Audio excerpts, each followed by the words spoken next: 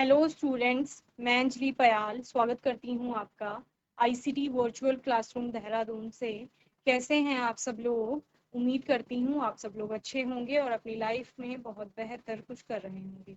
आज हम बात कर रहे हैं क्लास 11th की केमिस्ट्री की, और जैसा कि आप लोग जानते हैं यहाँ पर लैब का सेशन है आज आपका। चूँकि लैब में हमारा रिवीजन चल रहा है, जो जो प्रैक्टिकल आप लोगों ने पहले कर लिए हैं या देखे हैं, यहाँ पर सीखे हैं, उन्हीं को हम रिवाइज कर रहे हैं।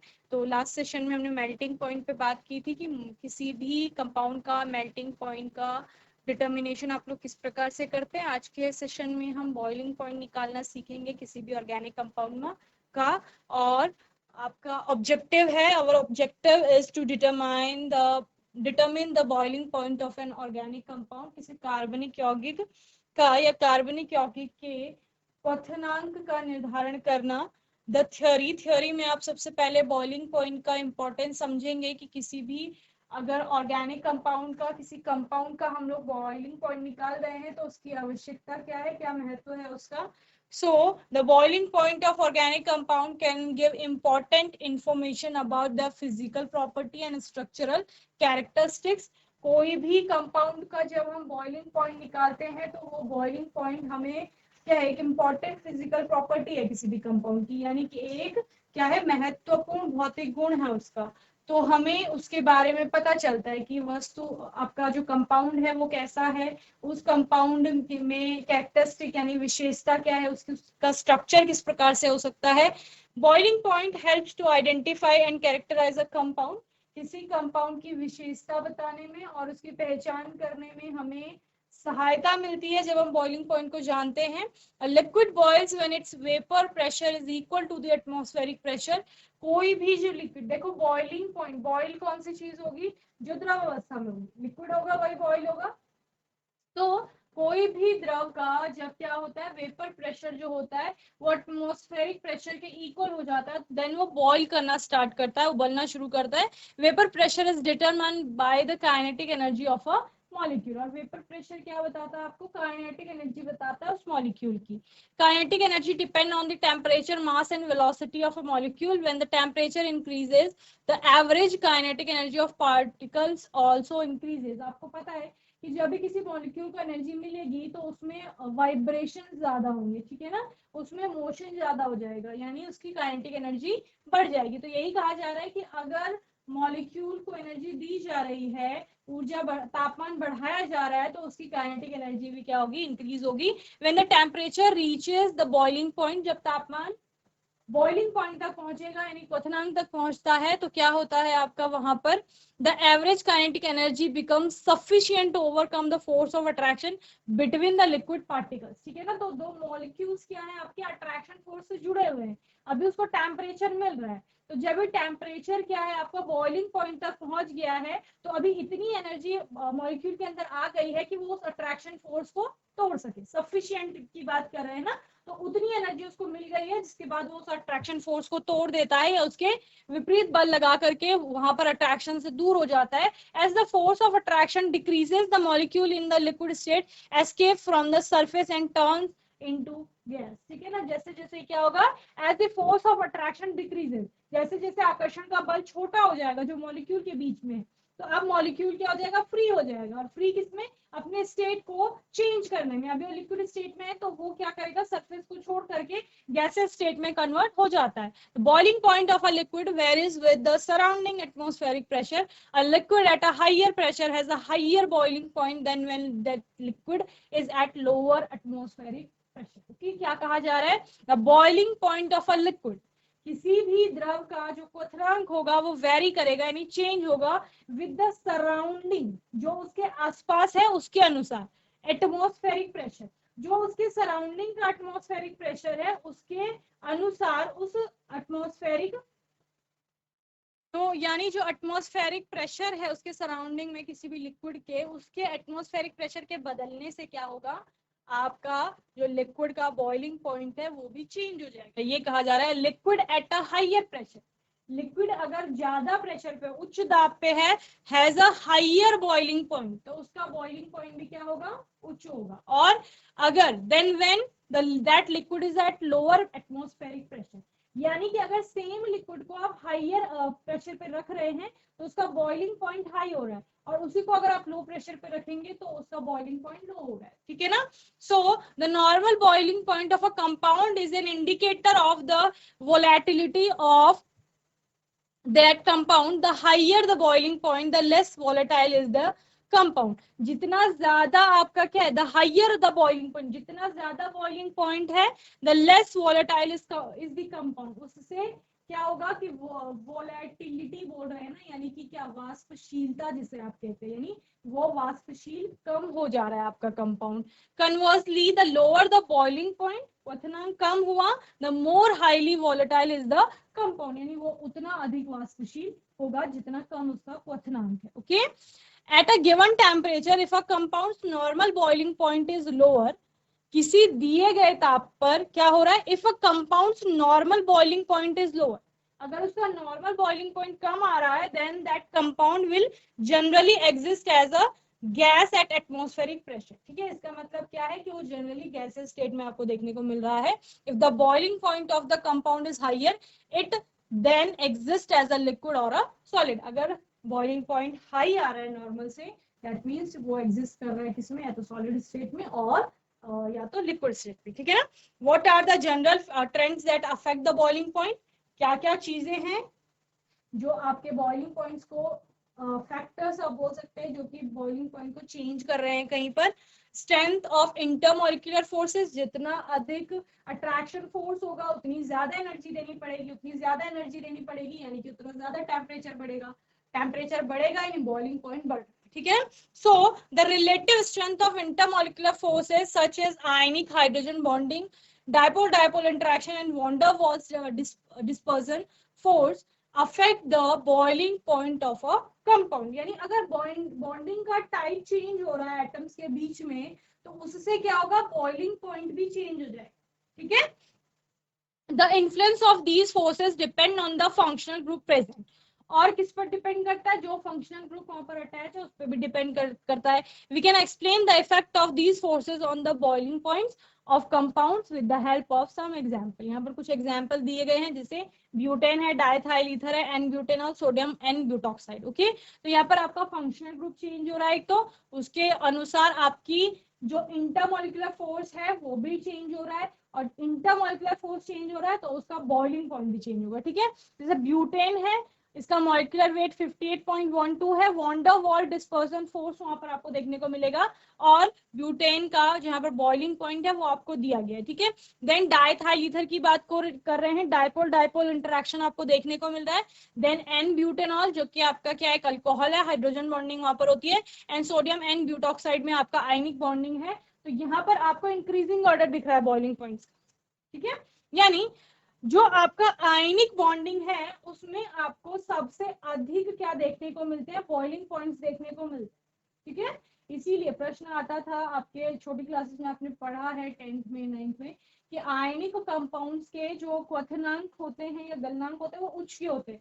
वो यही कारण है, यही इसीलिए बताया जा रहा है कि बॉइलिंग पॉइंट आपका बढ़ रहा है। किस वजह से, क्योंकि इंटरेक्शन चेंज हो रहा है मॉलिक्यूल के बीच में, इंटरेक्शन चेंज हो रहा है तो टेम्परेचर जो आप दे रहे हो उसको वो भी कम ज्यादा हो रहा है बॉन्डिंग की वजह से। आयनिक बॉन्ड्स की बात कर रहे हैं चूंकि, तो वहां पर इंटरेक्शन कैसा है, बहुत स्ट्रॉन्ग आप बोल सकते हो, प्रबल आकर्षण बल वहां पर स्थित, विद्युत आकर्षण बलों की आप बात करते हैं उनमें, तो इसी वजह से ज्यादा टेम्परेचर देना पड़ रहा है, तो बॉइलिंग पॉइंट क्या है, ज्यादा है। ठीक है। Then length of carbon carbon chain की वजह से भी उसकी लंबाई कितनी है उस कारण से, या वो फैक्टर भी आपका क्या करेगा, बॉइलिंग पॉइंट को अफेक्ट करेगा। As the number of carbon atoms increases, जैसे जैसे नंबर ऑफ कार्बन एटम बढ़ेंगे और the length of carbon carbon chain की लेंथ अगर बढ़ेगी, the boiling point also increases, इससे क्या होगा, बॉइलिंग पॉइंट भी आपका बढ़ेगा। ठीक है। This is because the force of attraction between the molecules increases as the molecule gets longer and has more electron. It takes more energy to overcome the force of attraction, and so the boiling point rises. Okay, क्या कहा जा रहा है जैसे जैसे वहां पर carbon परमाणुओं की संख्या बढ़ी या चेन आपकी जो है वो लंबी हुई, उससे वहां पर इलेक्ट्रॉनों की संख्या बढ़ गई। इससे क्या हुआ, अट्रैक्शन और ज्यादा हो गया है। अट्रैक्शन चूंकि बढ़ गया है मॉलिक्यूल के अंदर, तो अभी मॉलिक्यूल को आप अगर बाहर निकालना चाहते हैं तो तापमान आपको बढ़ाना पड़ेगा, क्योंकि तापमान बढ़ेगा उससे आपका बॉइलिंग पॉइंट क्या हो रहा है, हाई हो रहा है, उच्च हो रहा है। ठीक है, जैसे यहाँ पर आपको alkane, alcohol, carboxylic acid, ether ये सारे बताए गए हैं। और जैसे सिंपल एल्केन है, फिर उसकी श्रृंखला आपकी बढ़ गई है, नंबर ऑफ कार्बन एटम बढ़ रहे हैं, तो वैसे वैसे आपका क्या हो रहा है, बॉइलिंग पॉइंट भी इंक्रीज हो रहा है। अल्कोहल में भी सेम वही है, ठीक है, कार्बोक्सिलिक एसिड में भी, ईथर में। ओके, तो ये अलग अलग चीजें हैं। Branching decreases the boiling point, अगर ब्रांचिंग हो जाती है तो उससे आपका क्या होगा, जो बॉइलिंग पॉइंट है वो कम हो जाएंगे। As the length of carbon chain increases the surface area of the compound will also increases. Length बढ़ रही है तो सरफेस एरिया बढ़ रहा है। van der Waals dispersion force is proportional to the surface area, so the increase of surface area increases the ability of individual molecule to attract each other. Branching in molecule decreases the surface area. देखो इसका surface area ज्यादा है, इसका surface area कम हो गया, ठीक है ना। तो ब्रांचिंग से अगर स्ट्रेट चेन में आपके कार्बन श्रृंखला में जुड़ रहे हैं तो सरफेस एरिया बढ़ रहा था, फर्स्ट वाला पॉइंट जो आपका था। उससे क्या हुआ, उससे आप, इससे पहले वाला जो पॉइंट था ये वाला, ठीक है ना, उससे क्या हुआ, आपका सरफेस एरिया बढ़ने से आपका बॉइलिंग पॉइंट बढ़ गया। लेकिन जब ब्रांचिंग होगी, same carbon, number of carbon atom same है आपके, लेकिन ब्रांचिंग हो गई, ब्रांचिंग होने से सरफेस एरिया कम हो गया है। अब सरफेस एरिया कम हो गया है तो उसकी वजह से आपका बॉइलिंग पॉइंट भी क्या हो जाएगा, कम हो जाएगा, ठीक है ना। तो इस तरह से आपके, देन पोलैरिटी की हम लोग बात करते हैं। Polarity of the molecule determines the force of attraction between the molecule in the liquid state. In polar compound the positive end of one molecule is attracted by the negative end of another molecule. Polarity में आप क्या देखते हो, एक molecule का एक and positive है, दूसरा आपका क्या होता है, नेगेटिव होता है, दोनों अट्रैक्ट होते हैं एक दूसरे से। that means polar molecules are attracted by opposite charge effect, ठीक है, विपरीत आवेशित प्रभाव से वो लोग जुड़े हुए होते हैं। The polarity of a molecule is determined by its functional group. The greater the polarity, the higher is the boiling point. जितना ज्यादा पोलर होगा मॉलिक्यूल, उसका बॉइलिंग पॉइंट भी उतना ज्यादा होगा, ठीक है ना। यहाँ पे कुछ कंपाउंड दिए गए हैं, benzoyl, benzyl alcohol, glycerol, ethylene glycol, phenol, orthocresol, benzaldehyde, acetophenone, phenyl acetate, ethyl benzoate, methyl salicylate, nitrobenzene, aniline, orthotoluidine, chlorobenzene, bromobenzene, benzoyl chloride, ठीक है ना। और इन सभी के क्या दिए गए हैं आपको, बॉइलिंग पॉइंट्स भी यहाँ पर दिए गए हैं। ओके, इस टेबल को नोट कर लेंगे, फिर आगे हम देखेंगे बॉइलिंग पॉइंट को आप निकालेंगे कैसे। अगर कोई कंपाउंड दे दिया गया है तो उसका बॉइलिंग पॉइंट आप कैसे ज्ञात करेंगे, उसके बारे में हम लोग सीखेंगे। ओके, चलिए एनिमेटेड वीडियो के थ्रू आप लोग देखेंगे कि किस प्रकार से आपको ये प्रैक्टिकल अपनी लैब में परफॉर्म करना है। Okay,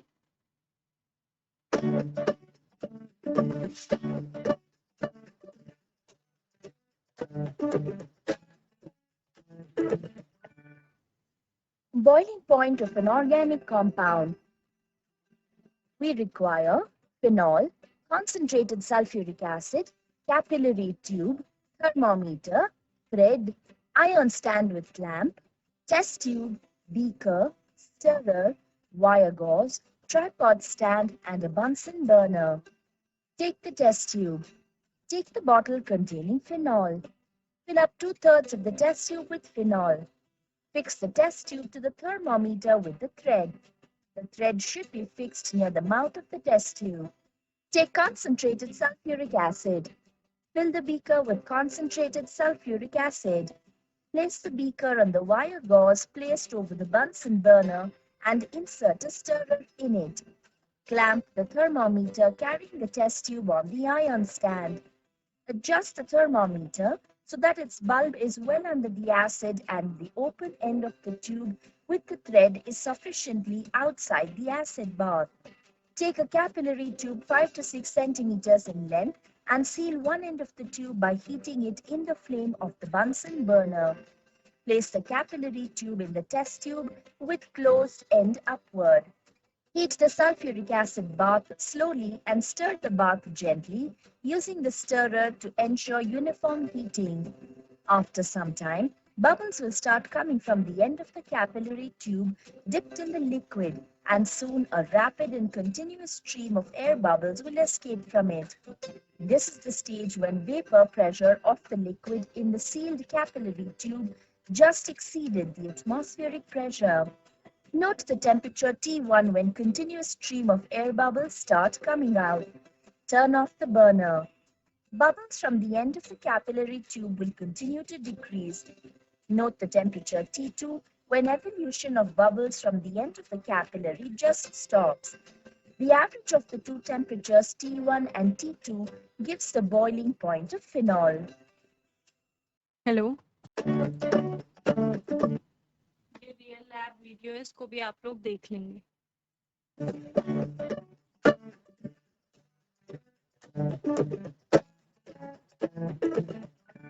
Boiling point of an organic compound.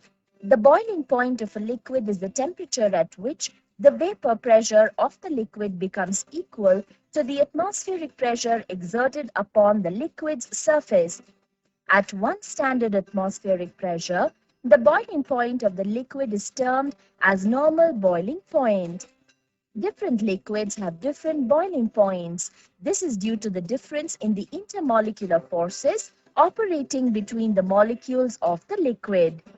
Our aim here is to determine the boiling point of the given liquid, toluene. Materials required: liquid paraffin in a 100 ml glass beaker, toluene, a small thin-walled test tube, thermometer, capillary tubes of approximately 5 to 6 centimeter length, dropper, rubber band, stirrer, stand with clamp, Bunsen burner, and a hot plate. Procedure: take the small test tube and using a dropper, fill it 2/3 full with the organic liquid toluene whose boiling point needs to be determined. Fix this test tube to the thermometer with a rubber band in such a way that the bottom of the tube is at the middle of the thermometer bulb. The rubber band should be fixed near the mouth of the tube. Take the 100 ml beaker half filled with liquid paraffin and place it over the hot plate. Now place the stand near the hot plate and clamp the thermometer carrying the test tube to the stand. Lower the thermometer along with the test tube into the liquid paraffin bath. Adjust the setup so that the thermometer bulb is well under the liquid paraffin bath and the open end of the test tube with the rubber band is sufficiently outside the liquid paraffin bath. Take a capillary tube and seal one end by heating it in the flame of the Bunsen burner. Place the capillary tube in the test tube containing toluene so that its open end is dipped in toluene. Start heating the liquid paraffin bath slowly and stir the bath gently using the stirrer to ensure uniform heating. At first, a bubble or two will be seen escaping at the end of the capillary tube dipped in toluene, but soon a rapid and continuous stream of air bubbles escape from it. At this stage, the vapor pressure of the liquid just exceeds the atmospheric pressure. Note the temperature T1 when continuous stream of bubbles start coming out. Stop heating and note the temperature T2 when the evolution of bubbles from the end of the capillary tube just stops. The mean of the two temperatures T1 and T2 gives the boiling point of toluene. Precautions: the capillary tube should be properly sealed. The rubber band should be fixed near the mouth of the test tube so that the open end of the test tube with the rubber band is sufficiently outside the liquid paraffin bath. The liquid paraffin bath must be heated very slowly and the bath is stirred gently to ensure uniform heating. The open end of the capillary tube should be well inside the liquid. Procedure में आप सबसे पहले बात करते हैं material requirement की। तो material requirement यानी कि क्या क्या आवश्यक सामग्री आपको चाहिए होगी। 100 ml ग्लास बीकर चाहिए, stand with clamp, tripod stand आपको एक चाहिए होगा, Bunsen burner, thermometer, capillary tube, wire gauge, thread, stirrer, small thin wall test tube, the given liquid जो यहाँ पर आपको जिसका भी ज्ञात करना है, and concentrated H2SO4। Real lab procedure आप लोग नोट कर लेंगे, जो आपने अभी वीडियो में देखा वही प्रोसीजर आपको अपनाना है। यहाँ पर ये आपका नोट करने के लिए है, इसको आप नोट कर लेंगे, ठीक है, जो जो पॉइंट्स इसमें दिए गए। प्रकार की ऑब्जर्वेशन टेबल एक आपकी आएगी, rapid and continuous evolution of gas bubbles occur T1। And second table, second जो आपका कॉलम बनेगा उसमें आएगा the evolution of gas bubble just stop after removing from the flame. और थर्ड कॉमन में आप एवरेज निकालेंगे T1 और T2 का, जैसे आपने मेल्टिंग पॉइंट में निकाला था। ओके, जो एवरेज आपका आएगा वो आप इन्फरेंस में लिख लेंगे, the boiling point of the given organic compound is equal to dash, जितना भी डिग्री सेल्सियस में आएगा। प्रिकॉशंस हैं, if on placing the sealed capillary tube in the test tube the liquid is seen rising in the capillary tube, it indicates that the capillary tube is not properly sealed. Reject this capillary tube and use a new one. Okay, second है आपका the seal point of the capillary tube should be well within the liquid and the acid bath must be heated very slowly and the acid is stirred to ensure uniform heating. Okay, ये precautions आपको अपनाने हैं। चलिए, आज के session में हमने boiling point पर बात की कि बॉइलिंग पॉइंट को कैसे आपका ज्ञात किया जाता है। यहाँ पर वीडियो के थ्रू आपने प्रोसीजर को समझा, और आने वाले सेशन में एक नए प्रैक्टिकल पर बात करेंगे। नया यानी कि बेसिकली आपने पहले तो वो प्रैक्टिकल कर ही रखा है, रिवाइज कर रहे हैं, चूंकि तो हम फिर से एक और प्रैक्टिकल को देखेंगे यहाँ पर। बाकी आपके कोई डाउट होंगे, क्वेश्चन होंगे तो आप लोग सेशन में पूछ लेंगे, और तब तक के लिए ICT वर्चुअल क्लासरूम से जुड़ने के लिए धन्यवाद।